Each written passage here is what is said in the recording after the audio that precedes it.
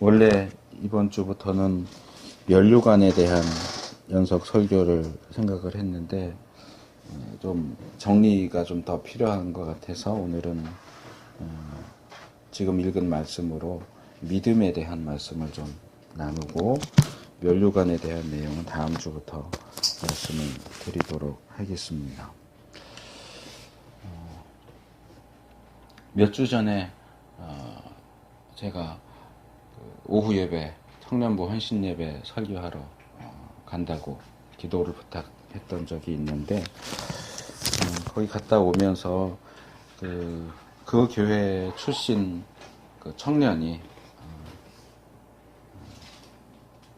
여자 청년이 CCM 가수로 활동을 하고 있다고 CD를 2집까지 나왔는데 한 장씩 2장을 줘서 받아왔었어요.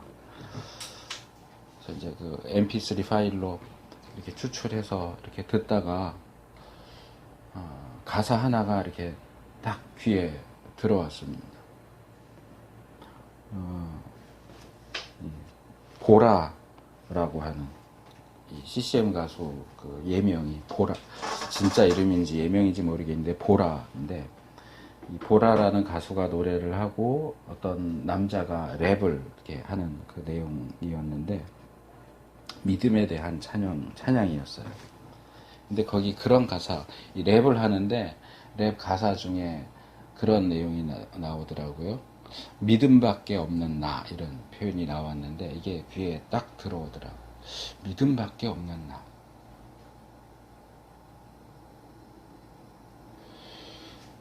근데 그 가사가 저에게는 좀 부정적으로 들렸어요.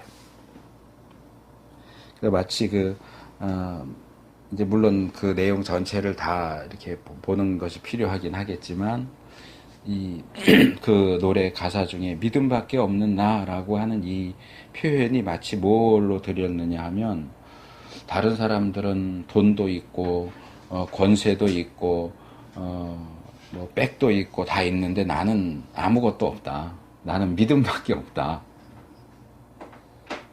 이런 이제 가사였는데, 그 믿음밖에 없다. 나는 믿음밖에 없다라고 하는 그 얘기가 나는 믿음이 있어 이렇게 들리는 게 아니고, 마치 나는 그렇게 모든 것을 가진 그런 사람들 앞에서 나는 2손밖에 없어. 이 비어있는 2손밖에 없어. 다른 것도 아무것도 없고 나는 비어있는 2손밖에 없어. 이런 의미로 들렸어요. 그래서 이제 버스를 타고 이렇게 가다가 그 가사가 딱 들려서 메모를 해놨어요. 과연 그럴까? 그게 저의 문제일 수도 있고요. 어쩌면 그 가사를 쓴 사람의 문제일 수도 있는데, 그게 같은 걸 수도 있고 다른 걸 수도 있는데, 뭐 그것을 쓴 사람은 제가 느꼈던 것처럼 믿음밖에 없는 나라는 가사가 나는 아무것도 없어, 그런 의미가 아니었을 수도 있다고 생각이 들기는 하는데, 어쨌든 그 표현이 단서가 돼서 제가 느낀 것이 하나의 그림으로 그려졌어요. 자, 내가 여기 혼자 있고 내가 싸워야 할 적이 앞에 이렇게 수두룩하게 있어요. 다수의 적을 앞에 두고 있고, 그 적들은 소총을 들고 있어요. 뭐 요즘 쓰는 건 뭔지 모르겠는데 K1, K2 우리나라에서 만든 이제 총인데, 말하자면 K2를 들고 나를 이제 쏘려고 그러고 있는데, 나는 그 앞에서 야, 너희들은 다 그렇게 소총 들고 있는데 나는 무기가 없어. 나는 이거밖에 없어 라고 말하는데, 그 이거밖에 없어라가 뭐냐면 나는 기관단총밖에 없어. 니들은 소총 들고 있는데 나는 기관단총밖에 없어 라고 말하는 것처럼 그 그림이 딱 그려지더라고요. 자, 소총이 강합니까? 기관단총이 강합니까? 소총은 뭐 요즘엔 기능이 좋아갖고 한 발씩도 쏘고 뭐 한 3발씩 점사로 쏘기도 하고 뭐 그런 기능이 있지만, 기관단총은 그냥 두두둑 하고 나가잖아요. 쟤들 한 방씩 빵야 쏠 때 나는 두두두두 하고 쏘면 끝난단 말이에요. 기관단총이 소총보다 강하죠. 근데 내 적보다 더 큰, 더 강한 무기를 가지고 있으면서 뭐라고 말하면 나는 기관단총밖에 없어. 니들은 좋겠다. 소총 다 갖고 있어서. 나는 갖고 있는 게 기껏해야 기관단총밖에 없어. 라고 말하는 것처럼 들리는 거예요. 세상 사람들은 돈과 명예와 인기와 권세와 그 모든 것들을 가지고 있는데 그 앞에 대면하고 있는 나는 믿음밖에 없어.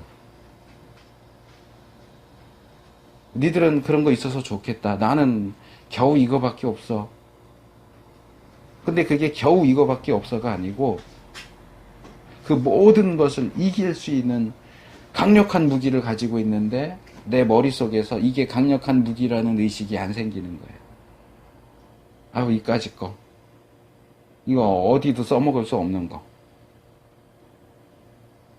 니들은 돈도 있고 명예도 있고 권세도 있는데 나는 믿음밖에 없다. 이거 어떻게 보면 코미디의 한 장면 같죠. 훨씬 더. 뭐 조금 더 그런 코미디 장면 같은 걸로 하자면 상대방은 식칼 들고 이렇게 나를 위협하는데 나는 큰 장검 들고 있으면서 무서워 벌벌 떠는 거야. 너는 식칼씩이나 들고 왔냐? 나는 장검밖에 없어. 제가 검색을 해봤어요. 성경에 믿음밖에라는 표현이 나오나 하고 검색을 해봤더니 성경에는 믿음밖에라는 표현은 나오지 않더라고요. 이제 그거랑 가장 비슷한 게 뭐 떠올리셨을 수 있는데 오직 믿음. 이 오직 믿음과 관련해서는 제가 전에 한번 말씀을 드렸죠. 이 구약에 나오는 하박국 2장 4절 말씀이 신약에서 세 군데서 로마서 1장 17절, 갈라디아서 2장 16절, 히브리서 10장 38절 이렇게 세 군데서 인용이 되고 있는데 로마서, 갈라디아서 이 두 구절은 조금 하박국의 원래 문맥과 관계없이 믿음으로 오직 믿음으로 구원받는다라는 쪽으로 좀 변형되어서 사용됐고, 그나마 히브리서 10장 38절이 하박국서의 원래 그 문맥과 비슷하다. 의인은 믿음으로 말미암아 살리라. 믿음으로 살아라. 믿음으로 구원받는다가 아니고 믿음으로 살아라. 이 히브리서는 뒤로 물러나지 말아라. 의인은 믿음으로 살아야 된다. 비슷한 내용이죠. 근데 그건 지난번에 좀 말씀을 드렸기 때문에 패스하고 오늘은 우리가 지금 읽은 로마서 1장 16절에서 25절 이제 거기에 이제 1장 17절이 하박국 말씀을 인용하고 있는 부분인데 17절만 살펴보지는 않고 16절에서 25절 조금 이렇게 이야기가 좀 끊기긴 하죠. 한 장 안에 이어지는 내용이지만 제가 갖고 있는 성경에 보면 8절에서 한 단락이 끊어지고 18절에서 또 한 단락이 끊어지고 24절에서 한 단락 끊어지고 26절 그리고 28절 이렇게 단락이 여럿이 나눠져요. 이렇게 한 장 안에서 단락을 여럿으로 나누는 것은 이야기의 흐름이 조금 왔다 갔다 한다. 한 이야기를 계속 쭉 하는 게 아니고 이렇게 조금 하고 조금 바꿔서 하고 조금 바꿔서 하고 이제 그렇게 한다는 얘기인데 우리는 지금 말하자면 세 단락에 해당되는 부분을 잘라서 읽은 거예요. 16절부터 읽었죠. 그거는 8절에서 17절에 속하는 단락이고 이 부분은 이제 바울이 로마로 방문하려고 하는데 자신의 그 전도 사역에 대해서 이야기하는 겁니다. 그러면서 내가 복음을 부끄러워하지 않는다 이야기하고 그 다음에 18절에서 23절 단락은 왜 복음이 필요하냐 지금 이 세상은 어떠냐 하는 것을 이야기하고 24절 25절은 그럼에도 불구하고 하나님이 이 복음을 통해서 우리를 구원하기를 원하신다. 뭐 이런 식으로 이제 단락이 나눠지는데 우리가 세 개의 단락을 연이어서 읽었기 때문에 이야기가 조금 끊기는 느낌이 들 수 있어요. 그런데 이 부분을 통해서 우리가 믿음밖에 없는 삶 또는 오직 믿음으로 사는 삶이 어떤 삶이냐. 이게 전부는 아니에요. 이게 전부는 아니지만 우리가 이 세상에서 믿음으로 산다는 것은 어떤 의미를 가지고 있는 것인가 하는 내용을 살펴보려고 해요. 특별히 28절부터 나오는, 그리고 이제 우리가 25절까지만 읽었지만 특별히 26절, 27절 그 뒤에 이렇게 보면 이 구절들은 주로 이제 요즘에 많이 관심을 받는 구절들이죠. 성경이 어떻게 동성애를 정죄하고 있는가 하는 그런 이야기를 할 때에 이 구절이 이제 많이 사용되기는 하지만 조금 더 큰 문맥에서 보면 이 본문 이제 이 로마서 1장 이 후반부는 사실 동성애를 정죄하는 것이 목적은 아니에요. 뭐 그렇다고 동성애를 찬성한다는 얘기는 아니에요. 동성애는 잘못된 것이라고 분명히 이야기하지만 동성애를 정죄하는 것이 주된 주제이거나 목적인 것은 아니라고 하는 얘기입니다. 우리가 중간에서 끊어서 읽었지만 지금 바울이 얘기하고 싶은 건 뭐냐 하면 복음이에요. 복음이고 믿음을 이야기하고 싶은 거예요. 왜 복음이 중요하냐, 왜 믿음이 필요하냐를 설명하는 중에 이 세상이 어떠냐, 하나님을 모르는 이 세상 사람들의 삶의 모습이 어떠냐를 지적하는 가운데 동성애가 하나의 예로 나온 거죠.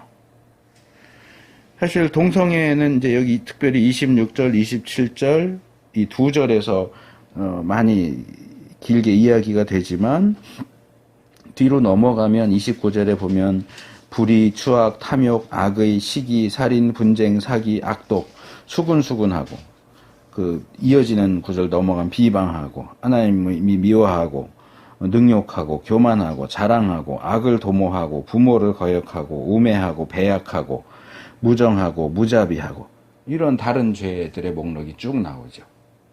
그러니까 동성애를 좀 다른 죄들은 지금 목록만 쭉 나열하고 있죠. 목록만 쭉 나열한 것에 비해서 동성애는 두 절, 그것도 좀 길게 해가지고 이야기하니까 동성애 초점을 많이 맞추고 있는 것처럼 보이기는 하는데 이 26절, 27절과 비슷한 표현이 24절에도 나오고요. 저희 몸을 서로 욕되게 한다 이렇게 또 나오고요. 그 다음에 21절에도 나오고 23절에도 나와요. 근데 내용이 이렇게 위로 올라가면 26, 27절은 분명히 동성애에 대한 내용이지만 24절도 동성애, 서로 저희 몸을 서로 욕되게 한다 이랬으니까 동성애하고 연결이 되지만 이게 꼭 동성애인지 아닌지는 명백하지 않아요. 마음의 정욕대로 더러움에 내어버려 두사 저희 몸을 서로 욕되게 했다. 몸을 서로 욕되게 하는 것이 동성애만 있는 건 아니거든요. 그러니까 조금 더 동성애보다는 카테고리가 더 크다고 말할 수 있고, 그 다음에 제가 21절과 23절을 예를 들었는데 23절에 보면 하나님의 영광을 썩어질 사람, 금수, 버러지 형상의 우상으로 바꿨다. 이거는 사실은 동성애하고 직접 관련이 있는 것 같지는 않지만, 그러니까 커다란 가장 큰 원에서 보다 작은 원으로 또 더 작은 원으로 이렇게 축소해서 들어오는 거예요. 초점을 맞추어서 들어와요. 그러니까 썩지 아니하는 하나님의 영광을 썩는 것과 바꿨다. 하나님을 아는데 영화롭게도 안 하고 감사치도 않고 생각이 허망해지고 미련한 마음이 어두워지고 스스로 지혜 있다고 하는데 어리석게 되었다. 그래서 가치 높은 것을 가치 없는 것과 바꿨다. 이렇게 이야기를 하죠. 자, 이것이 뭘 얘기하는 건가 하는 것을 좀 16절부터 다시 이렇게 훑어서 내려보면 조금 더 이해가 쉬울 것 같고요. 이 본문을 들어가기 전에 하나만 더 말씀을 드린다면, 아까 말씀드린 것하고 연결해서 일단 이 본문은 동성애를 정죄하는 것에 목적이 있지 않아요. 여기서 바울이 얘기하고 싶은 것은 크게 두 가지예요. 이 세상이 복음을 필요로 하고 있다는 거예요. 왜 이 세상이 복음을 필요로 하고 있느냐? 왜 이 세상이 믿음을 가져야 하고 믿음을 통해서 구원을 받아야 하느냐? 이 세상이 구원을 얻지 못하는 상태에 있기 때문이에요. 하나님의 진노 아래에 있기 때문이에요. 그래서 그들에게 복음이 필요해요. 그래서 아주 단순화시켜서 말하면 바울은 지금 두 가지 종류의 삶을 이야기해요. 하나는 믿음으로 구원받는 삶. 또 하나는 믿음이 없어서 멸망하는 삶.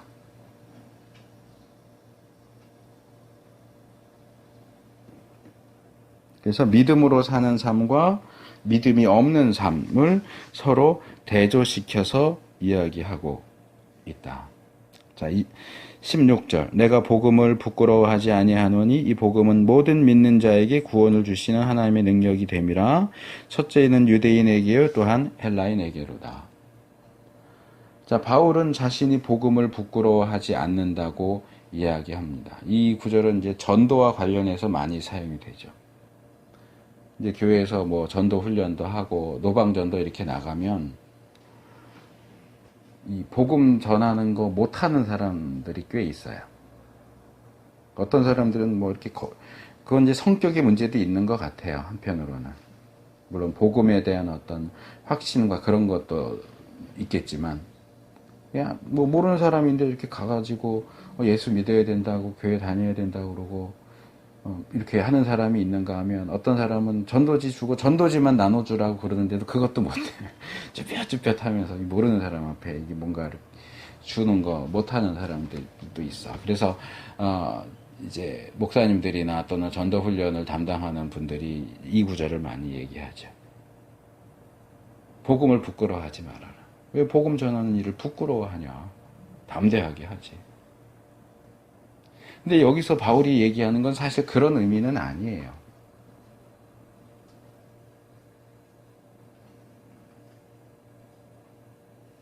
복음을 부끄러워하지 않는다. 다른 사람들에게 복음을 이야기하고 복음을 전하는 것이 부끄럽다. 이렇게 입을 떼기도 뭐하고 다른 모르는 사람에게 다가가기도 뭐하고 그런 의미가 아니고 나는 정말 복음을 자랑스럽고 귀하게 생각한다. 흔히 그렇게 얘기하잖아요. 집에 불 나면 뭐 하나 이렇게 가지고 나갈 수 있다. 그럼 뭐 갖고 가겠느냐? 통장이냐? 뭐 자식이냐? 뭐 이제 제가 어렸을 때는 성경책 뭐 이런 얘기도 많이 했었는데 돈도 아니고 명예도 아니고 권력도 아니고 나는 복음이다. 내가 가장 귀하게 여기는 것. 가장 중요하게 생각하는 것 복음이다. 왜? 그 복음은 구원의 능력이기 때문이다.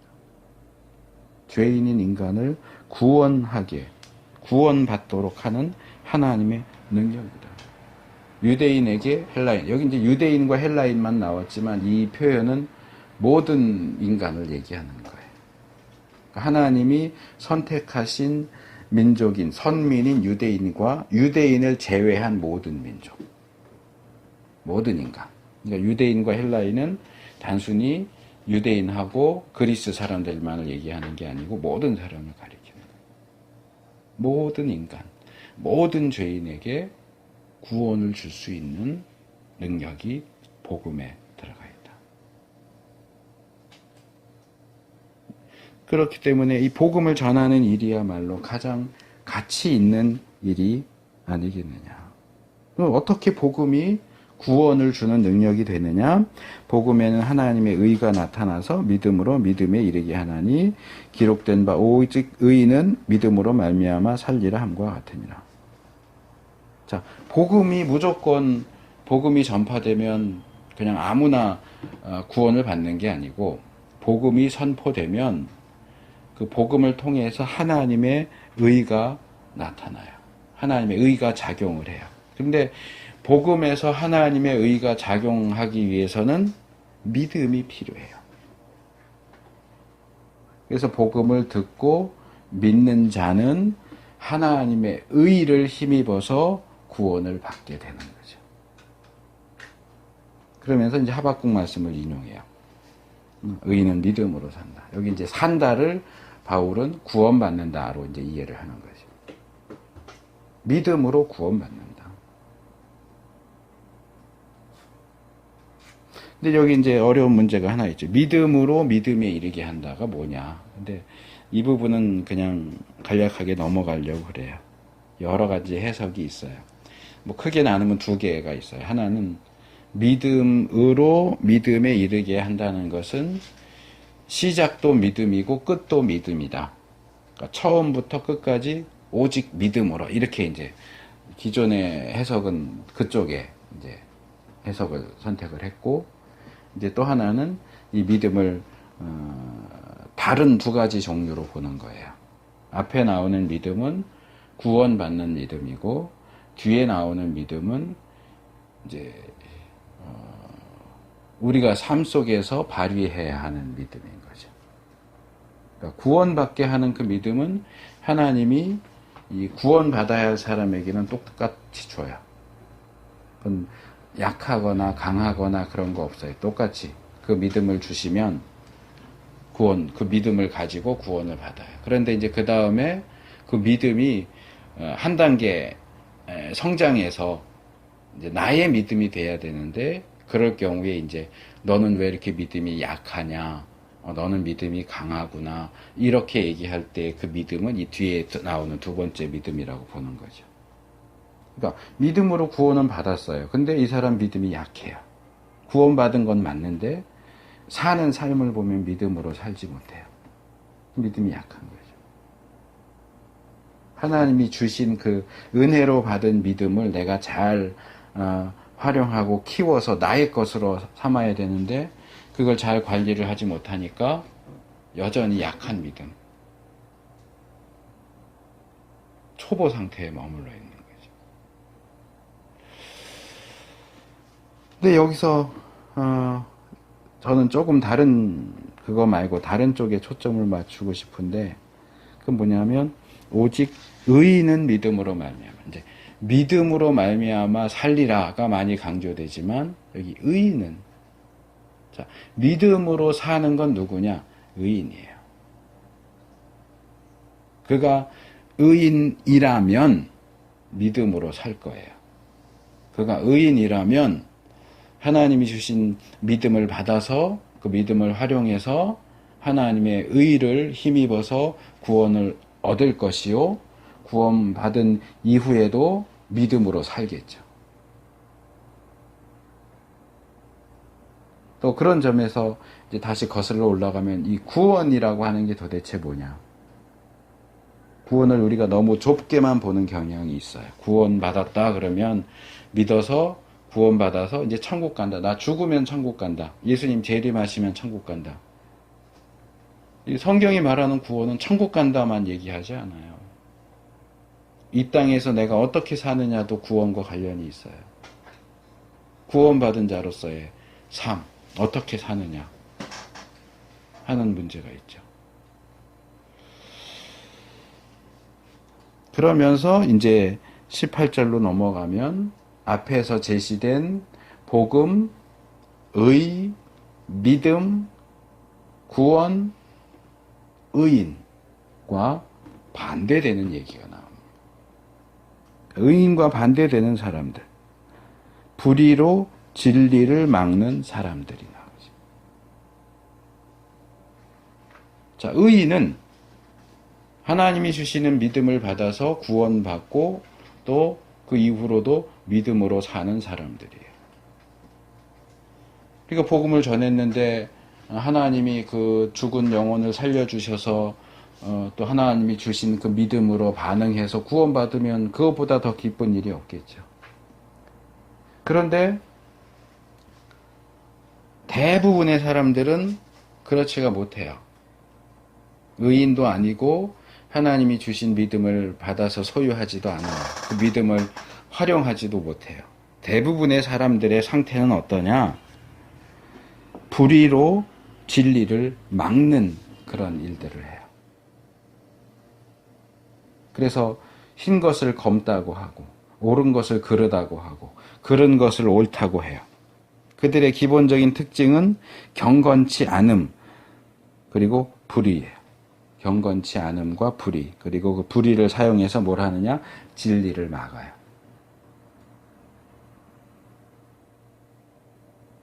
뭐 동성애 얘기를 했으니까 그걸 생각하시면은 좀 더 이해가 쉬울 수도 있어요. 기본적으로 사람들은 동성애와 같은 행위에 대해서 불쾌함과 그런 걸 느껴요. 제가 어제도 슬쩍 뭐 이렇게 페이스북 잠깐 이렇게 보니까 미국인가요? 어디인가에 그 사진 나온 거 보니까 흑인 선수인 것 같은데 그 어떤 농구 선수가 동성애 혐오 발언을 했다고 해서 뭐 경기 출전 몇 경기 출전 못하게 하고 뭐 벌금 얼마 내게 하고 뭐 이랬다는 기사가 떴더라고요. 이제 그 차별금지법에 의거해서 왜 동성애에 대해서 그런 혐오하는 발언을 하냐? 너 벌금 내. 너 농구 선수인데 경기에 몇 경기 참여 못하게 해. 뭐 이렇게 했더라고요. 자세하게는 보지 않고 머리글만 슬쩍 봤는데.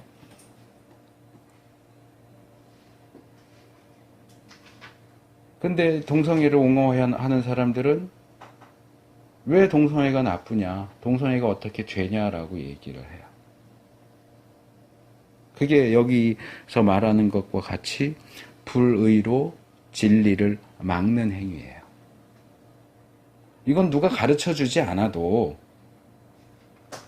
어떻게 보면 인간의 본능 속에 들어가 있어요. 남자가 남자를, 여자가 여자를 상대로 사랑하고 성관계, 엄밀하게 말하면 정상적인 성관계가 될 수가 없죠. 동성이니까. 그렇게 하는 것은 적합하지 않다. 정상적이지 않다 하는 것을 느끼죠. 근데 억지를 부리는 거예요. 그게 정상적인 거라고 억지를 부리죠. 그건 어디서 오느냐? 경건치 않음과 불의에서 와요. 그리고 그 불의를 사용해서 진리를 막죠. 올바르고 정상적인 것을 틀렸다고 하죠. 그런 자들에게 결국 어떤 것이 주어지느냐? 하나님의 진노가 하늘로조차 나타난다. 하나님의 진노가 그들을 향해 있어요. 의인은 믿음으로 구원받지만 이들은 경건치 않고 불의한 자들은 불의할 뿐만 아니라 그 불의를 가지고 진리를 막는 이 사람들에게는 하나님의 진노가 하늘로조차 임한다는 것은 꼭 뭐 하늘에서 뭐가 내려온다 이런 의미라기보다는 하나님으로부터, 뭐 진노가 하늘에서만 내려오는 건 아니에요. 땅에서 올라올 수도 있고, 그렇죠? 하나님으로부터 모두가 알 수 있게 그렇게 내려온다. 지금은 그런 것들이 없어서 그러긴 하지만, 뭐 동성애 연구하는 분들은 에이즈가 동성애를 통해서 퍼져나간다고 이야기를 하더라고요. 수혈 뭐 이런 얘기도 하지만 그 경우는 아주 극소수고 대부분이 동성관계를 통해서 이 에이즈가 퍼져나간다. 어떤 의미에서는 이 에이즈라고 하는 것은 이 동성애에 대한 하나님의 벌일 수 있다. 이렇게까지 얘기를 하더라고요. 어쨌든 왜 이런 자들에 대해서 하나님의 진노가 임하느냐? 이는 하나님을 알만한 것이 저희 속에 보임이라 하나님께서 이를 저희에게 보이셨느냐. 본인 스스로도 인식하고 있는 것, 하나님이 모든 인간의 본능 속에 심어준 것이 있어요. 신에 대한 관념, 무엇이 옳고 무엇이 그런 것인가에 대한 본능적인 어떤 판단. 이들에게 하나님의 진노가 임하는 것이, 심판이 내려지는 것이 정당하다 하는 거죠. 하나님이 보이신 것에 대한 좀 더 구체적인 설명이, 창세로부터 그의 보이지 아니하는 것들 곧 그의 영원하신 능력과 신성이 그 만드신 만물에 분명히 보여 알게 되나니 그러므로 저희가 핑계치 못할지니라. 몰랐어요. 그럴 수 없다는 거예요. 그 하나님이 우리 기독교가 믿는 여호와 하나님인 것까지는 몰라도, 여기 이제 하나님이라고 하는 게 신이죠. 신관념. 전도서 3장 11절에 있는 대로 말하면 영원을 사모하는 마음. 영원을 사모한다고 번역됐는데 영원에 대한 감각. 영원에 대한. 뭔가 있다. 그리고 양심. 무엇이 옳고 무엇이 그른가에 대한 기본적인 감각. 그런 것들을 하나님이 인간에게 주셨기 때문에 몰랐어요 라고 말할 수 없다는 거예요. 핑계할 수 없다는 거예요. 그런데도 하나님을 알되 하나님으로 영화롭게도 아니하며 감사치도 아니하고 오히려 그 생각이 허망하여지며 미련한 마음이 어두워지고 스스로 지혜에 있다 하나 우준하게 되어 썩어지지 아니하는 하나님의 형상을 썩어질 사람과 금수와 버러지 형상의 우상으로 바꿨느니라. 그래서 인간이 불의로 진리를 막는다는 것이 조금 이 포괄적인 내용이기 때문에 조금 더 구체적으로 얘기하는 게, 이제 여기서는 이제 주로 우상숭배죠. 우상숭배. 사람의 형상, 금수의 형상, 버러지 형상의 우상.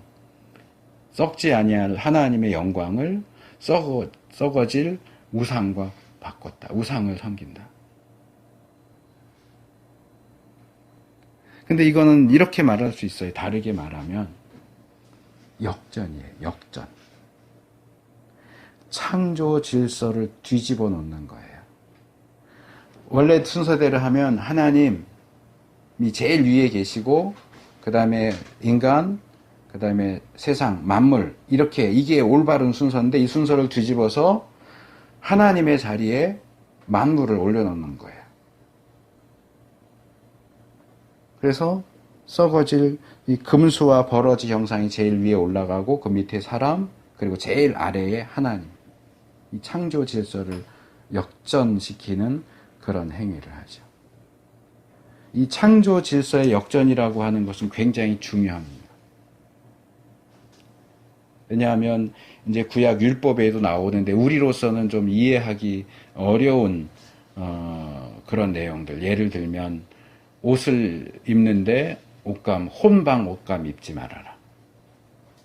근데 지금 우리가 입는 옷들이 대부분 혼방이죠. 또 밭에 농작물을 심는데 다른 종류를 섞어서 심지 마라. 우리나라는 땅이 좁기 때문에 대부분 그렇게 하죠. 키 큰 것들 작물 사이사이에 키 작은 거 심죠. 근데 성경은 그걸 금지해요. 그게 결국 뭐냐 하면 창조 질서예요. 창조 질서. 하나님이 만드신 것을 그 질서대로 가게 만들어라. 이 질서를 혼란스럽게 하고 어지럽게 하고 섞고 이렇게 하지 말라는 거예요.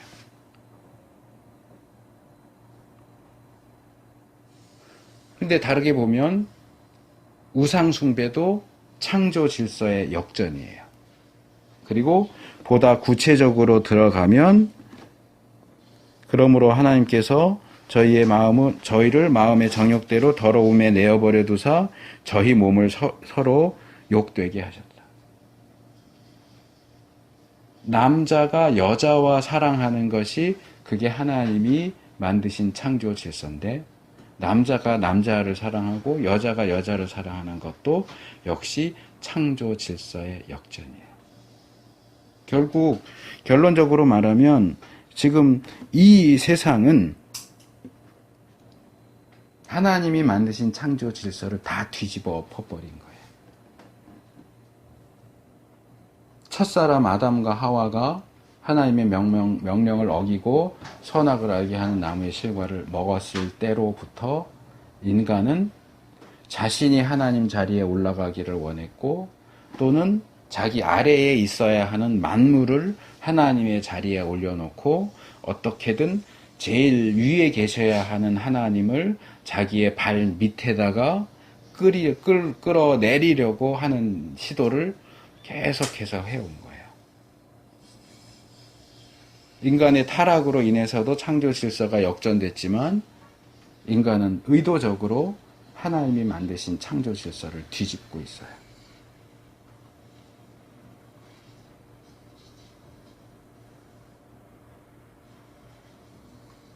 그건 뭐 예를 들어보라면 끝이 없어요.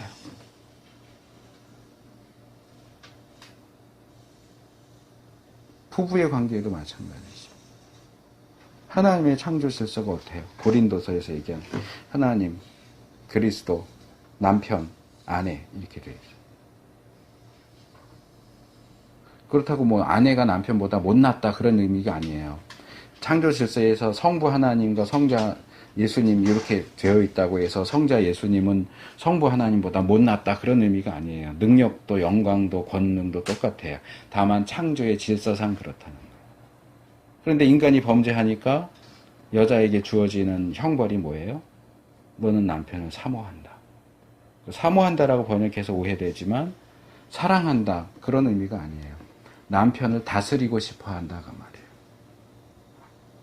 원래 여자의 마음에 없었던 아내의 마음에 없었던 남편을 다스리고 내 마음대로 휘두르고자 하는 마음이 타락 때문에 주어진 형벌이에요. 하나님의 창조 질서로는 남편이 위인데 아내가 남편 머리 꼭대기에 올라가서 시키는 대로 해.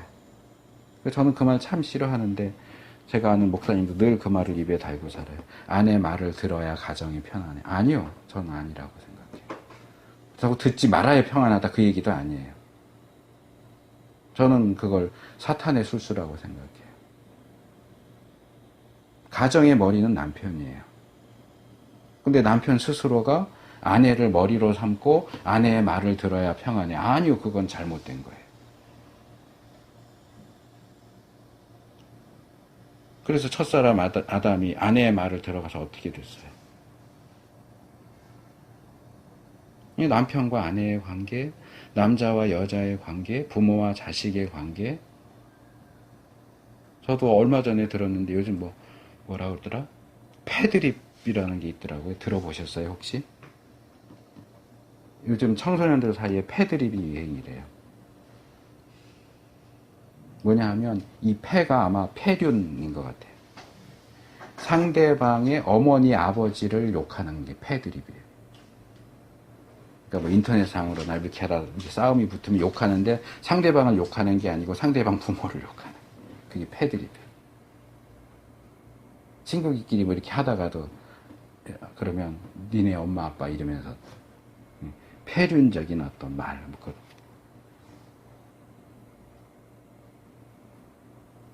제가 지난번에 청년들 수련회 헌신 예배 가서 설교하다 그 얘기를 했지만 자녀들이 왜 나는 이런 부모님 밑에서 태어나가지고 돈도 없고 이런 데 태어나서 이래 요즘 식으로 말하면 나는 흙수저로 태어나서 금수저로 태어났으면 좋았을 것을 흙수저로 태어나서 부모 탓해요. 뒤집어서 생각해봐라. 자식이 부모에게 그러길래 왜 내가 언제 달랬어요? 그러고 부모 속을 썩이는데 부모 입장에서는 네가 나올 줄 알았냐 내가 자식 낳을 때 너 같은 놈이 나올 줄 알고 낳았냐? 나도 몰랐다. 다른 부모들은 제가 미안하지만 저희 딸 예를 들었어요. 우리 진경이가 둘째가 아이유하고 동갑인데 전 그렇진 않지만 예를 들어서 제가 진경이를 보면서 우리 딸은 왜 아이유 같지 않아서 걔는 그 나이에 벌써 돈을 저렇게 많이 벌어다 주는데 왜 우리 딸은 저럴까 이러면 여러분 기분 좋겠어요? 근데 자식은 부모에 대해서 그렇게 생각한단 말이에요. 남의 부모는 저렇게 돈이 많아서 원하는 거 다 할 수 있고 다 하는데 왜 우리 부모는 돈이 없어가지고 이러나 똑같은 거 아니에요. 누가 낳아달랬어요. 너가 나올 줄 내가 알았냐. 너 나올 줄 알았으면 나도 안 낳았다. 부모 입장에서도 얼마든지 그럴 수 있어요. 근데 어찌 되었든 간에 우리가 살고 있는 이 세상은 뒤죽박죽 엉망진창이에요. 모든 하나님의 창조의 질서가 다 뒤집어 엎어 있어요. 그래서 복음이 필요하고 믿음이 필요하고 이 세상 사람들은 그런 하나님의 창조 질서를 다 뒤집어 엎어서 살고 있는데 근데 재밌는 건 우리가 읽은 마지막 절이죠. 이는 저희가 하나님의 진리를 거짓 것으로 바꾸어 피조물을 조물주보다 더 경배하고 섬김이라. 그런데 주는 곧 영원히 찬송할 이시로다. 아멘. 이게 갑자기 결론이 이상한 결론은 아니죠. 맞는 얘기죠. 하나님은 영원히 찬송할 이 분이신 건 맞죠. 근데 지금 갑자기 이 세상의 그런 폐륜적이고 창조 질서를 역전하는 그런 현상들을 얘기하다가 갑자기 하나님은 영원히 찬송할 분이시다 그러고선 끝맺어요. 여기서 이제 처음 설교를 시작할 때 이야기했던 부분으로 이제 다시 연결을 시켜서 말씀을 드리려고 합니다. 믿음으로 사는 삶은 어떤 거냐? 믿음밖에 없는 삶은 어떤 거냐? 이런 상황 속에서, 상황은 제가 쭉 설명을 드렸죠. 이런 세상에서 믿음만 가지고서, 내가 손에 들고 있는 건 믿음밖에 없는데 그 믿음만 가지고서 산다는 것은 뭘 이야기하느냐? 우리가 좀 전에 찬양을 2개를 불렀습니다. 첫 번째 불렀던 찬양은 그렇게 얘기합니다. 믿음이 이기네. 믿음이 이기네. 주 예수를 믿는 믿음이 온 세상 이기네. 이런 세상에서 믿음으로 산다는 것은 승리하는 삶을 사는 것을 의미합니다. 세상은 모든 걸 다 가졌어요. 돈도 명예도 권력도 다 가졌어요. 우리는 그게 없어요. 우리에게는 믿음밖에 없어요. 그러나 우리는 그 믿음으로 이 세상을 이길 수 있고 이겨야 합니다. 그런데 우리가 부른 2번째 찬양이 있죠. 우리들의 싸울 것은 혈기 아니요. 우리의 싸울 것은 육체 아니요. 우리의 입은 갑옷 쇠가 아니요. 우리가 가진 검은 강철 아니요. 이 에베소서 6장에 나오는 우리의 씨름은 혈과 육에 대한 것이 아니요 라고 얘기했던 것에서 나온 이제 가사예요.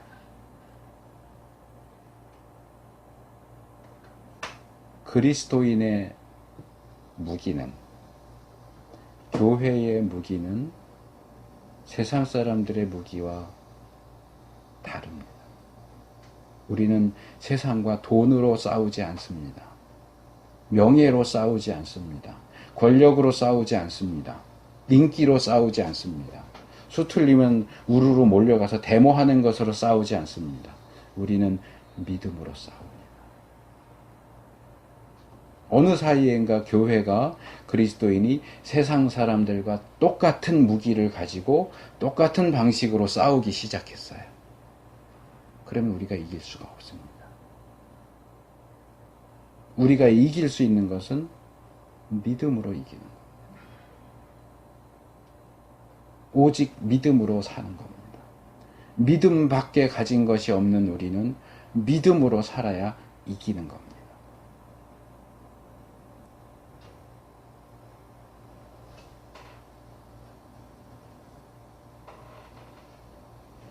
적어도 오늘 하루만이라도 좀 이 말씀을 묵상하시면 좋겠어요. 내가 가진 검이 쇠로 된 검이 아니다. 내가 입어야 할 갑옷이 쇠로 된 갑옷이 아니다.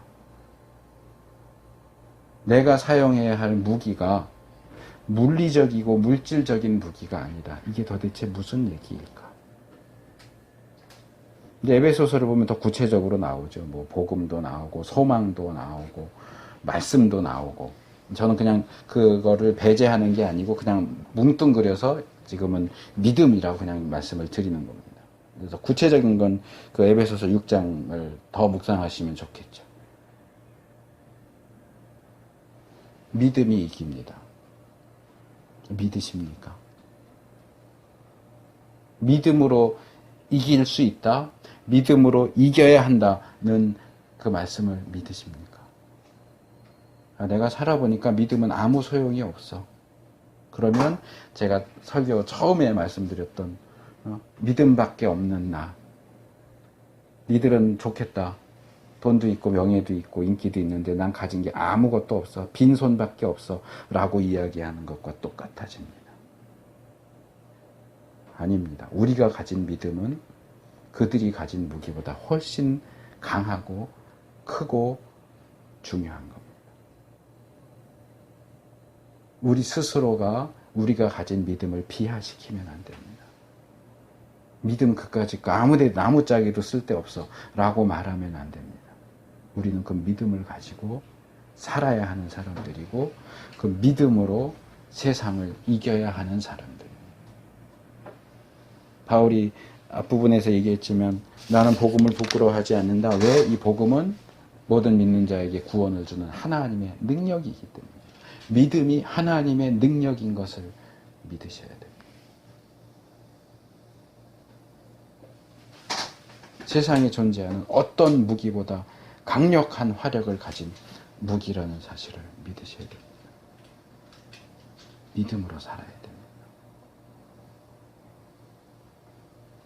우리가 매일매일의 삶 속에서 믿음으로 사는 것을 통해서 승리할 수 있기를 바라고 우리 그 승리하는 그 일들이 그 간증들이 나누어지기를 바라고 우리 단체 카톡방 만들었는데 거의 제가 이번 주는 그것도 못했는데 예배에 대한 거 통제하는 거 외에는 내용이 안 올라오는데 거기 좀 우리가 믿음으로 승리한 일들이 그 안에서 나누어졌으면 좋겠어요. 기도 제목도 나누고 같이 격려도 하고 위로도 하고 축하도 하고 또 같이 안타까워하고 슬퍼할 수도 있고